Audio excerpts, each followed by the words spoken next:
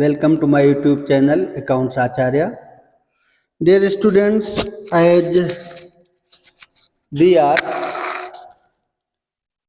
discussing the MCQ questions relating to accounting. These questions are having a great importance for CPT examinations, CMA Foundation, CS Foundation, UPPCL, banks, accountants, and MCOM entrance, etc. Today the topic is inventory valuation. Inventory valuation, these MCQ questions have been taken from the book of Professor PC Tulsiyan. बच्चों, पहले भी हमने आपको लगभग 3 videos valuation of inventory पर दे चुका हूं और आज आपका नेक्स्ट वीडियो हम प्रोवाइड कर रहे हैं. बहुत ही इम्पॉर्टेंट टॉपिक लेकर के आया हूं वैल्यूएशन ऑफ इन्वेंट्री, जिसमें बहुत ही ज़्यादा कन्फ्यूजन होता है. जो CMA बच्चे कर रहे हैं उनके लिए भी बहुत ज़्यादा इसेंशियल है, और BCom, BBA, BCA या ऐसे सभी स्टूडेंट्स जो कॉमर्स से रिलेटेड हैं उन सभी के लिए बहुत ही ज़्यादा महत्वपूर्ण क्वेश्चंस हैं और सबसे ज़्यादा इम्पॉर्टेंट CPT एग्जामिनेशंस के लिए है. तो बच्चों देखें, फर्स्ट क्वेश्चन है आपका, बहुत ही इम्पॉर्टेंट और बहुत ध्यान से देखना है आपको. हम आपको शॉर्टकट ट्रिक्स भी बताएंगे, कैसे क्वेश्चंस को आप समझें और क्विक आंसर कैसे निकाल सकते हैं, ये देखना है. राइट, देखें question. The cost of inventory as per physical verification as on 24 March 2007 was ₹4 lakh. Between 24th March and 31st March, the following transactions taken place. तो अब आपको देखना है, सबसे पहले 4 लाख रुपीज की इन्वेंट्री थी, तो बेटा आप इसको 4 लाख रुपीज ऐसे लिख करके रख लो. राइट, इसके बाद देखिए क्या हुआ. तो क्या हुआ, यहाँ पर परचेजेज 2 लाख रुपीज की है, जिसमें 20% गुड्स रिटर्न हुए हैं. राइट, तो 2 लाख का 20% यानी 1,60,000 का गुड्स होगा आपके पास. राइट, तो 1,60,000 का गुड्स होगा, तो यहीं पर 1,60,000 पहले ही ऐड कर लो. राइट, अब आपके पास टोटल गुड्स हो गया 5,60,000 का. एक पॉइंट क्लियर हो गया.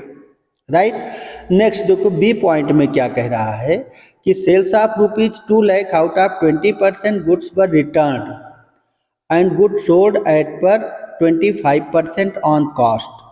तो बेटा देखें, 2 लाख रुपीज की सेल हुई जिसमें 20% रिटर्न हो गया, तो सेल एक्चुअल सेल कितना हुआ होगा, 1,60,000 का एक्चुअल सेल हुआ होगा. 20% रिटर्न हो गया यानी 40,000 की वापसी आ गई आपके पास, तो 1,60,000 की एक्चुअल सेल हुई होगी. राइट, अब इसके बाद these goods have been sold at cost plus 25% यानी ऑन 25% कॉस्ट.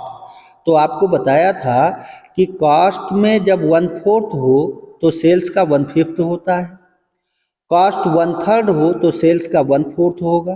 तो दिस इज सेल. यहाँ पर क्या आपको मिल रही, 1,60,000 इज सेल गिवन. तो 1,60,000 से आप क्या करें, 25/125 माइनस कर दीजिए. ठीक, यानी सेल्स पर क्या होना चाहिए, 1/5.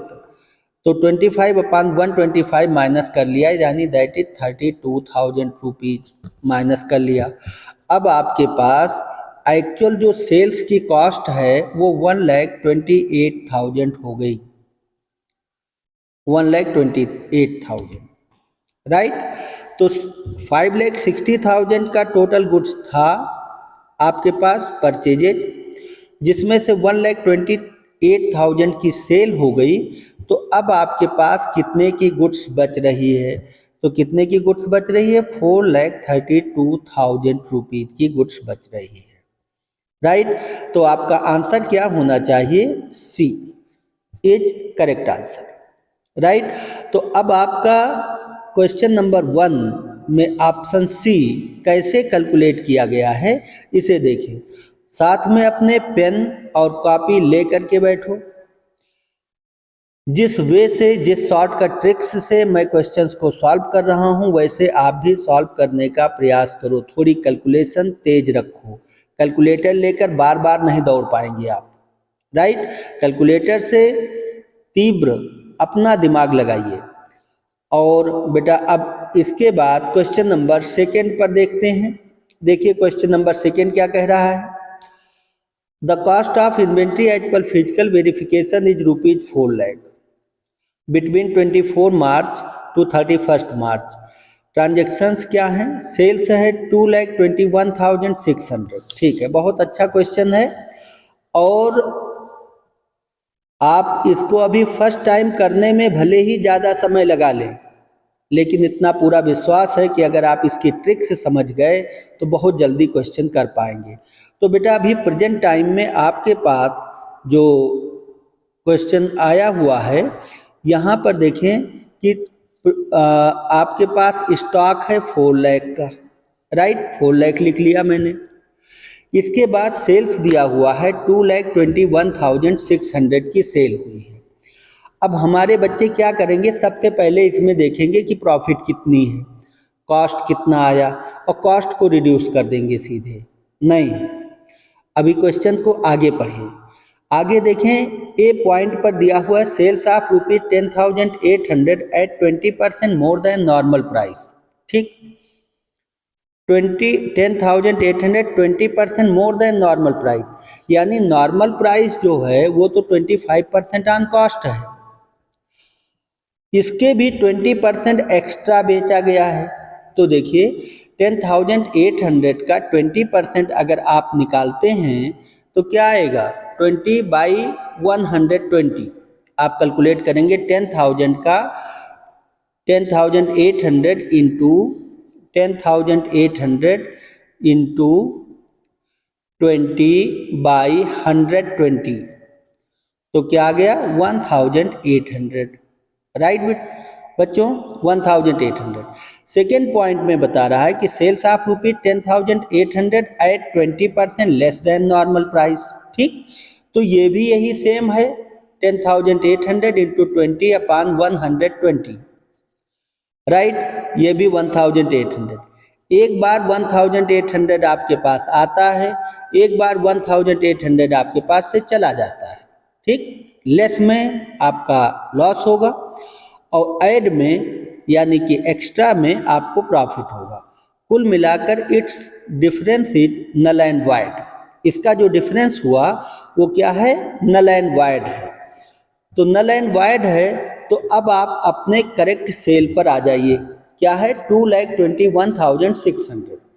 2,21,600 पर 25% कैलकुलेट करें।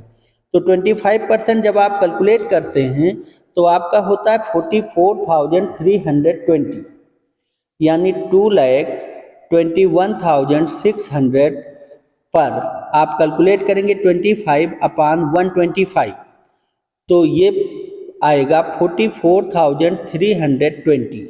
This is profit portion on your sale. अब आप जब profit portion on your sale minus कर देंगे तो आपके पास आ जाएगा 1,77,280। ये 1,77,280। तो this cost of goods have been sold, ये कॉस्ट है आपकी जो सेल हुई है, राइट। अब आप 4 लाख में से 1,77,280 माइनस कर देंगे। आपके पास जो बचा हुआ बैलेंस आएगा वो 2,22,720 आने वाला है, 2,22,720। तो दिस इज योर आंसर। आपसे पूछा जा रहा था कि क्लोजिंग स्टॉक यानी इन्वेंट्री एज ऑन डेटेड 31 मार्च क्या होनी चाहिए, तो आप बताएंगे कि हमारी जो इन्वेंट्री है that will be 2,22,720। It means your option B should be the correct answer for question number 2। Dear students, these questions are so much confusing. और टिपिकल भी है, एनालॉजिकल भी है। तो आप इसके लिए अपने साथ पेन और कॉपी ले करके बैठें। जैसे मैं शॉर्टकट ट्रिक से इसे सॉल्व कर रहा हूँ वैसे भी आप भी सॉल्व करने का प्रयास करें, राइट। और एक बार में अगर आप कोशिश करें कि ये आ जाएगा आपको तो नहीं होगा। आप हमारे वीडियो को 2 बार या 2 से ज़्यादा बार देखने का प्रयास करें, तभी इस टाइप के क्वेश्चंस को आप सॉल्व कर पाएंगे। दीज आर न्यूमेरिकल प्रॉब्लम्स और हम लोग बोर्ड पर नहीं हैं, इसलिए ऐसे क्वेश्चंस को स्क्रीन पर सॉर्ट आउट करने की कोशिश कर रहे हैं, क्योंकि आपके पास एग्जामिनेशन में भी बोर्ड नहीं होगा, कॉपी और पेन अलग से नहीं होगी, तो आपको उसी में ही करना है, बुकलेट में ही, राइट बच्चों। तो बुकलेट में इसी तरह से कैलकुलेशन आप कर सकते हैं। नेक्स्ट देखें question number 3। Question number 3 is the cost of inventory as per physical verification is ₹4 lakh. तो बेटा देखो यहाँ पर क्वेश्चन नंबर 3 में 4 लाख रुपीज की कॉस्ट ऑफ इन्वेंट्री आ गई, राइट। आपने 4 लाख रुपीज लिख लिया। आगे देखें, goods are sold at profit of 25% on cost, right. यानी कि 25% ऑन कॉस्ट है तो सेल्स पर कितना होगी 25/125, यानी कॉस्ट पर 1/4 तो सेल्स पर 1/5 होनी चाहिए, राइट। आगे पढ़ो, ऑन 21 मार्च, तो देखो वैल्यूएशन कब किया है 24 मार्च को, और प्रेजेंट टाइम में जो आपको बताया जा रहा है वो 21 मार्च की बात की जा रही है। तो 21 मार्च goods of the sales value of ₹1 lakh were sent on sales or return basis to a customer. The period of approval being 2 months. तो 2 months 21 मार्च को दिया गया है, तो 2 months तो बेटा अप्रैल में चला जाएगा। और your accounts are to be close on 31 March of this year, right. तो 31 मार्च को ही क्लोज करना है। अब इसलिए आपको क्या देखना है कि 31 मार्च तक जो भी काम कर सको कर लो, उसके बाद नहीं कर पाओगे। तो this is your sales value. ये सेल्स और रिटर्न बेसिस में जब कभी भी आप गुड्स को सेल करते हैं तो only one concept is there कि इफ ही रिटर्न्स गुड्स, तो in such condition you will be added to your inventory, and if he does not return the goods तो that would be treated as a sale, right. तो अब यहाँ पर 1 lakh rupees की आपके पास goods sale हुआ है, सेल्स ऑन रिटर्न बेसिस पर 4 लाख रुपए की आपकी इन्वेंट्री पहले से थी, ठीक, 4 लाख रुपए की इन्वेंट्री थी। अब 1 लाख रुपीज का गुड्स आपने सेल किया था सेल्स और रिटर्न बेसिस पर, जो 25% ऑन कॉस्ट है प्रॉफिट पर, यानी 25/125 means 1/5 profit should be reduced from your sale, so that will be 80,000, right, and this 4 lakh inventory is already available। तो 4 लाख प्लस 80,000 यानी कि आपका आंसर होना चाहिए ए। प्रेजेंट टाइम में जो इन्वेंट्री है that will B ₹4,80,000 on 31 March of the year 2007, right. आपको ये देखना होगा कि हमारे पास ये गुड्स है नहीं, फिर भी अगर वापस आ जाएगा तो मैं इसे 80,000 अपने इन्वेंट्री में ऐड कर लूँगा, क्लोजिंग स्टॉक में ऐड कर लूँगा, राइट। तो दिस टाइप ऑफ क्वेश्चन तुरंत अपने माइंड से सोचें, what its impact on your inventory, what its impact on your closing inventory, closing inventory पर क्या इम्पैक्ट पड़ने वाला है, तो that will B added to your inventory. If he does not return it, so that would be sale in next financial year, right। तो अब आपका option होगा ए, थर्ड का A option is correct answer. Next देखिए बेटा, question number 4 है। Question number 4 भी कुछ इसी टाइप का है, लेकिन फिर से आपको सोचना है कि ऐसा क्या होगा। और the cost of inventory as per physical verification as on 24 March 2007 was ₹4 lakh। Goods are sold at a profit of 25%, right. Same question है, On 21st March, goods are first on a sale value of rupees 1 lakh was sent to sales or return basis to a customer. The period of approval being 2 months. He returned 20% goods. अब बेटा एक बात बताओ, if he returned 20% goods, returned 50% goods, तो आप क्या ये मान कर चलेंगे कि बाकी का सेल अप्रूव्ड हो गया, बाकी का सेल कंफर्म हो गया? ऑब्वियसली नहीं मानेंगे, राइट। आपने सेल किसी एक कस्टमर को तो किया नहीं होगा, कई कस्टमर्स होंगे, सबको मिलाकर 1 लाख रुपीज यहाँ पर सेल्स दिया हुआ है, ये नहीं दिया कि किसी पर्टिकुलर एक पर्सन को ही बेचा गया है। तो 20% अगर एक पर्सन वापस कर देगा तो मैं ये मान लेता कि बाकी का सेल अप्रूव्ड हो गया, ये अनअप्रूव्ड है, राइट। लेकिन इस क्वेश्चन में ऐसा कुछ भी नहीं दिया है, 20% रिटर्न हो गया बस। तो इसका मतलब 80% भी रिटर्न हो सकता है। और आपको इन्वेंट्री वैल्यूएशन में ये देखना है कि 4 लाख रुपीज का पहले से था मेरे पास और 1 लाख रुपीज का सेल्स और रिटर्न बेसिस पर आपने गुड्स बेचा है, जिसमें आपकी प्रॉफिट है 1/5 यानी 25/125, तो मीन्स 20,000 रुपीज का प्रॉफिट है, 80,000 रुपीज कॉस्ट होनी चाहिए। तो 4 लाख प्लस 80,000 की कॉस्ट है, तो टोटल आप 4,80,000 अपना स्टॉक शो करेंगे, राइट। रिटर्न हुआ है, इसका इम्पैक्ट नहीं पड़ने वाला है। हाँ, अप्रूव्ड हो जाए तो वो सेल हो गई, राइट। तो अब आपका क्वेश्चन नंबर 4 का भी ऑप्शन ए करेक्ट आंसर होगा, 4,80,000, राइट। और next question number 5। Question number 5. The cost of inventory as per physical verification as on 24th March 2007 was rupees 4 lakh. Goods are sold at a profit of 25% on cost. Same question. On 21st March, goods of the sales value 1 lakh were sent on sales or return basis. अब यहाँ पर आपका sales और return basis पर है goods 1 lakh का, जिसमें से 80% अप्रूव कर दिया गया। तो बेटा देखो 80% तो अप्रूव हो गया, ठीक, 80% अप्रूव हुए, इट मीन्स कि 80% have been sold, now this is not your stock, अब ये आपका स्टॉक नहीं है।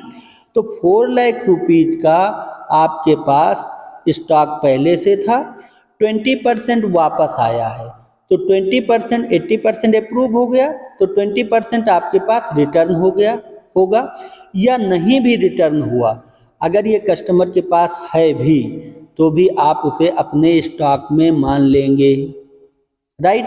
तो 20,000 रुपीज प्रेजेंट टाइम में सेल है, इस पर आपकी प्रॉफिट होगी 1/5, तो 4,000 रुपीज प्रॉफिट हो गई। इट मीन्स कि 16,000 रुपीज का कॉस्ट का गुड्स आपके पास या कस्टमर के पास बचा हुआ है। तो प्रेजेंट टाइम में आपका जो स्टॉक होना चाहिए वो 4,16,000 का स्टॉक आपको शो करना है 31 मार्च को, राइट। तो क्वेश्चन नंबर 5 का option B will be correct. और समझ में ना आया हो तो इस वीडियो को थोड़ा बैक ले जाओ और दोबारा फिर से आप हमारे डिस्कशन को सुने, right. Next question number 6। Question number 6 is the cost of inventory as per physical verification on 24th March 2007 was rupees 4 lakh. Goods are sold at a profit of 25% on cost. Right, first question की तरह से है, last question की तरह से ही है। आगे इन्होंने बताया 21st March goods of a sale value 1 lakh was sent on sales or return basis to a customer. A period of approval being 2 months. He returned 20% of goods and approved the remaining on 31st March. तो dear student, अब question number 6 भी 5th को लगभग correlate कर रहा है। अब आप पूछेंगे सर ऐसे कैसे इसको रिलेट कर रहा है, वहाँ पर 80% अप्रूव्ड दिया हुआ था, यहाँ 20% रिटर्न दिया है। हाँ बेटा बिल्कुल सही पकड़े हैं आप। 80% अगर अप्रूव हो गया तो 20% चाहे मेरे पास हो चाहे मेरे कस्टमर के पास हो, मैं उसे अपने स्टॉक में रखूँगा, राइट। और यहाँ क्वेश्चन नंबर 6 में भी सेम प्रॉब्लम आपको बताया गया है कि 20% रिटर्न कर दिया, बाकी अप्रूव कर दिया। तो चाहे वो मुझे रिटर्न कर देता, चाहे वो अपने पास भी रखता, तो भी मैं ये मान लेता कि ये स्टॉक मेरे पास ही है, मैं अपने स्टॉक में ऐड कर लेता। तो बेटा यहाँ 4 लाख रुपीज़ का आपका स्टॉक था, 4 लाख में से 20% की वापसी आ गई है, तो 20,000 की वापसी होगी। अब सीधे 20,000 ना माइनस कर देना 4 लाख से। इसमें प्रॉफिट ऐड है, कितना ऐड है? 25% ऑन कॉस्ट। तो ये क्या है? ये सेल है। तो सेल्स में आप क्या करेंगे? 25/125 यानी 1/5, 1/5 माइनस करेंगे 4,000। This is your profit portion.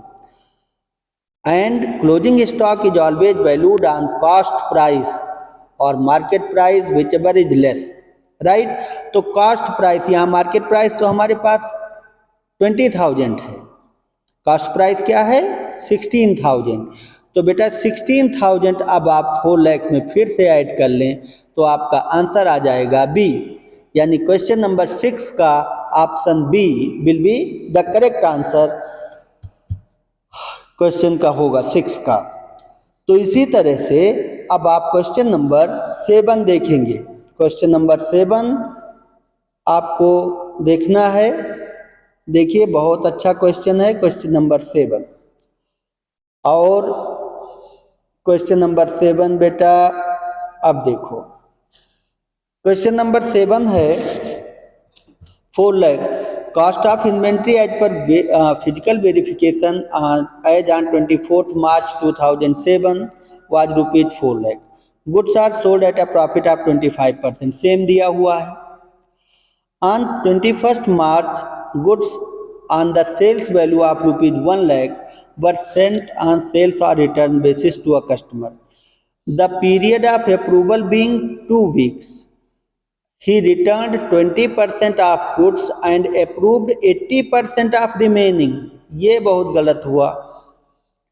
Question को एक बार और पढ़ लीजिए।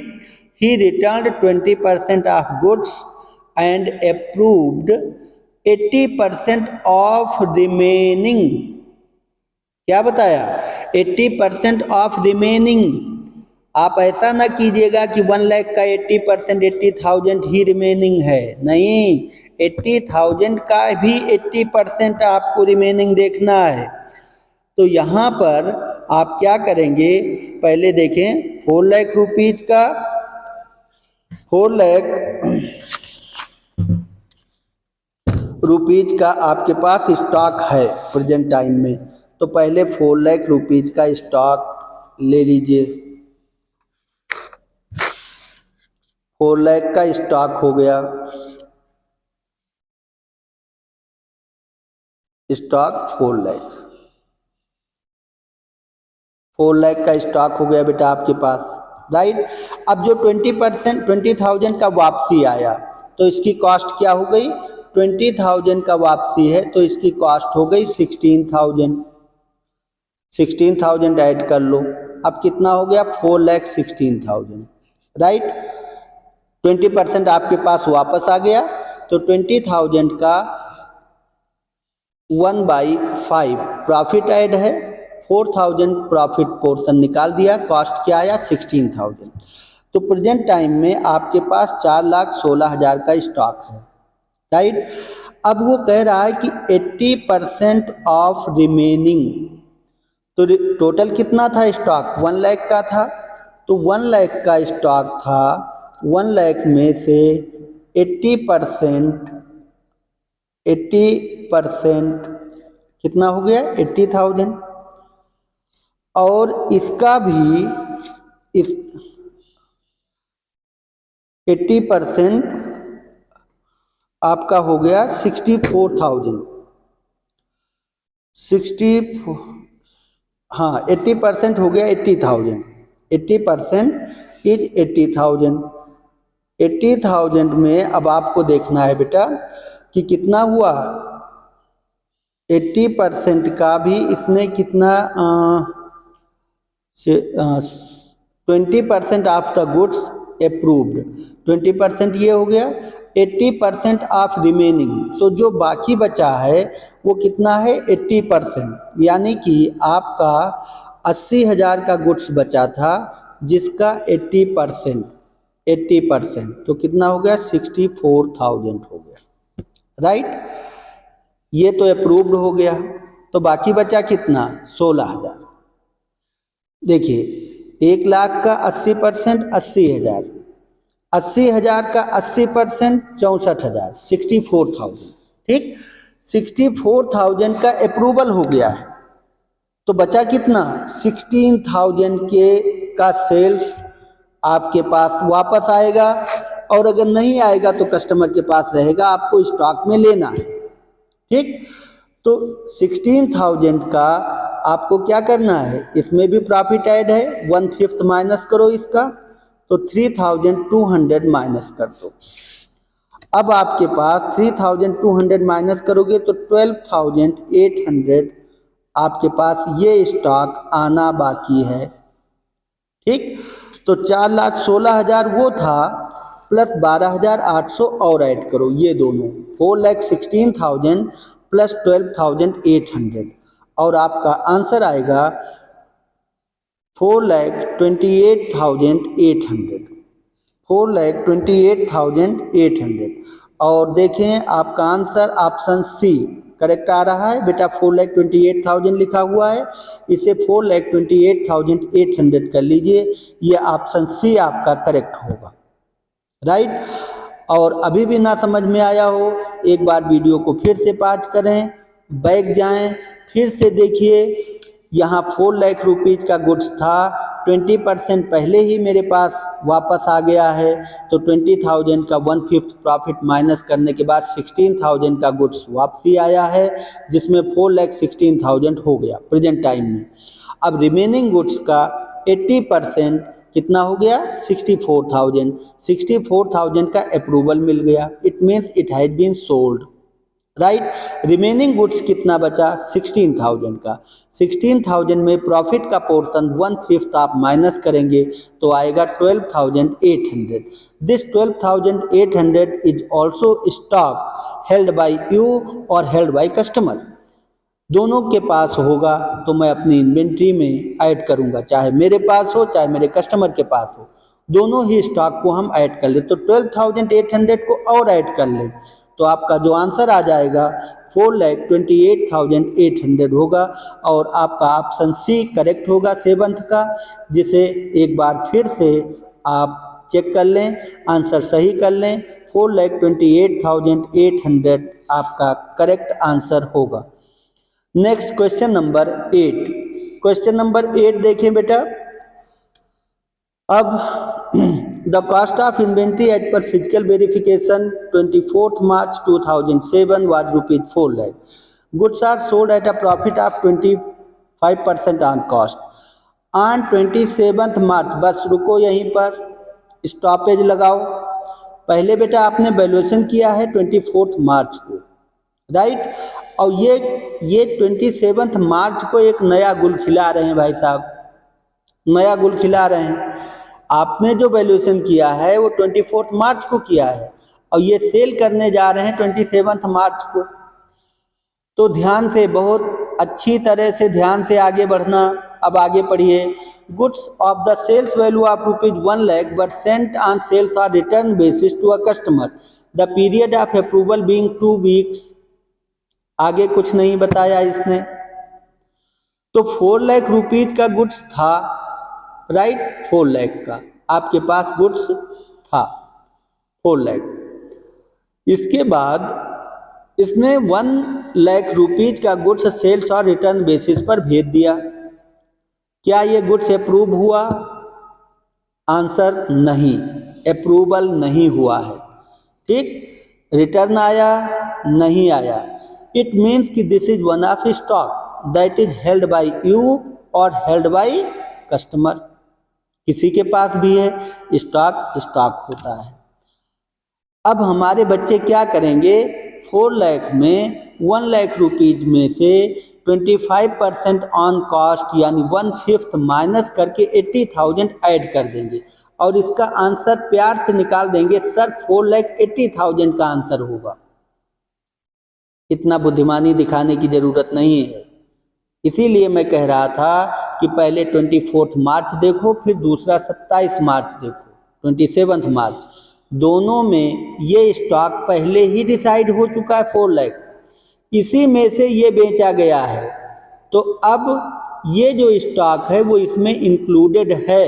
अब आपको अलग से कैलकुलेट करने की ज़रूरत नहीं है, आपका आंसर 4 लाख ही होगा, चेंज नहीं होना है। यानी 8 का क्वेश्चन नंबर 8 का option A will be the correct answer, right. Next देखिए question number 9। This is second last question of this video. The cost of inventory as per physical verification on 24 March 2007 4 lakh. Goods are sold 25% on cost. ठीक, फिर से बेटा आपको यहाँ पर 27 मार्च दिया है, तो बहुत ध्यान से आगे बढ़ो। Goods sales 1 lakh rupees but sales are return basis to a customer, a period of approval being 2 weeks, he return 20% of goods on 31 March. ठीक, कोई बात नहीं। अब देखिए उसने 20% वापस कर दिया, ये तो मेरे पास स्टॉक आ गया। ठीक, लेकिन जो 80% गुड्स अभी कस्टमर के पास है उसका भी कोई अप्रूवल नहीं आया है। It means that can not be considered as a sale, वो सेल नहीं मानेंगे। आप stock either held by you और held by the customer, in both cases that will be the part of your closing inventory. तो ये वापस आ गया है, बाकी वापस नहीं आया है, बाकी कस्टमर के पास, तो ये मेरे पास स्टॉक हो गया और 80% कस्टमर के पास का स्टॉक हो गया, राइट। तो अब बच्चे क्या सोचेंगे कि सर अच्छा हुआ 80,000 का गुड्स अभी उसके पास है, चलो इसकी प्रॉफिट हम कंसीडर कर लें। फिर गलती करने जा रहे हैं आप। यहाँ भी कोई गलती ना कीजिए क्योंकि डेट 24 मार्च है और ये 27 मार्च है, अभी तक कोई अप्रूवल आपको मिल नहीं पाया है। इसका मतलब कि जब आपके पास स्टॉक हो या कस्टमर के पास स्टॉक हो तो वो हमारा ही स्टॉक होता है। That is a part of my closing inventory and this sale is already included in this sale, in this stock on 24 March. तो 24 मार्च को जो 4 लाख रुपीज का स्टॉक है इसमें 1 लाख रुपीज का सेल्स और रिटर्न बेसिस भी इंक्लूडेड है, तो आपको अलग से इंक्लूड करने की ज़रूरत नहीं पड़ेगी और ये ऑप्शन ए ही करेक्ट होगा। 9th का A option will be the correct answer. Next बेटा question number 10 and this is last question of this video. Last question है, हम लास्ट क्वेश्चन 10 तक ही डिस्कस कर पाएंगे आज क्योंकि वीडियो काफ़ी बड़ा हो चुका है। और देखते जाएं। The cost of inventory as per physical verification on 24 March 2007 was rupees 4 lakh. Cost of goods are sold at a profit of 25% on cost, right बच्चों। यहाँ पर भी डेट बहुत ज़रूरी है, 24 मार्च और 27 मार्च। अब आपको ये देखना है, आगे बता रहे हैं he approved 80% of the goods on 31 March. बहुत अच्छा। अब आपको ये देखना है कि 80% ऑफ गुड्स ऑन 31 मार्च को अप्रूव हो गया है, तो यानी सेल हो गया होगा। That is not a part of your inventory, अब ये आपके इन्वेंट्री का पार्ट बिल्कुल नहीं है। ही approved 80% of goods on 31 March. ठीक, तो 80% ऑफ गुड्स ऑन 31 मार्च को अप्रूव हो गया है। अब आप देखें आपके पास कितने का अप्रूवल नहीं मिला बेटा, 20% का अप्रूवल नहीं मिला, राइट। 4 लाख रुपीज का आपके पास इन्वेंट्री पहले से थी, 4 लाख का, राइट। 80,000 का गुड्स का अप्रूवल मिल गया यानी सेल हो गया। ठीक है। अब आप सोच रहे होंगे सर ये तो सेल है। हाँ, ये सेल है 80,000 का, इसमें 1/5 प्रॉफिट है, यानी 16,000 रुपये आपकी प्रॉफिट होगी। बाकी बचा 64,000 की गुड्स बिक गई है। ठीक है, तो 4 लाख में से ये स्टॉक पहले से है 24 मार्च से, 24 मार्च से 4 लाख का स्टॉक है और 64,000 का गुड्स अभी अभी आपका सेल हो गया। तो बाकी बचा 3,36,000 रुपीज का गुड्स आपके पास as a inventory on the date of 31st March. Closing inventory will be ₹3,36,000, right. तो option B should be the correct answer for this question number 10, right students. और आप इसी तरह हमारे साथ बने रहें, आगे हम बहुत जल्द नेक्स्ट क्वेश्चंस का भी वीडियो आपको प्रोवाइड करेंगे। मैं जानता हूं दीज आर न्यूमेरिकल प्रॉब्लम्स, इसमें थोड़ा सा आपको समय लगेगा। वीडियो को पॉज करें और धीरे धीरे कैलकुलेशंस को देखें, तब आपको समझ में आएगा कि हमें कैसे करना है। तब तक के लिए बहुत बहुत धन्यवाद। अगला वीडियो बहुत जल्द प्रोवाइड करेंगे। जय श्री राम।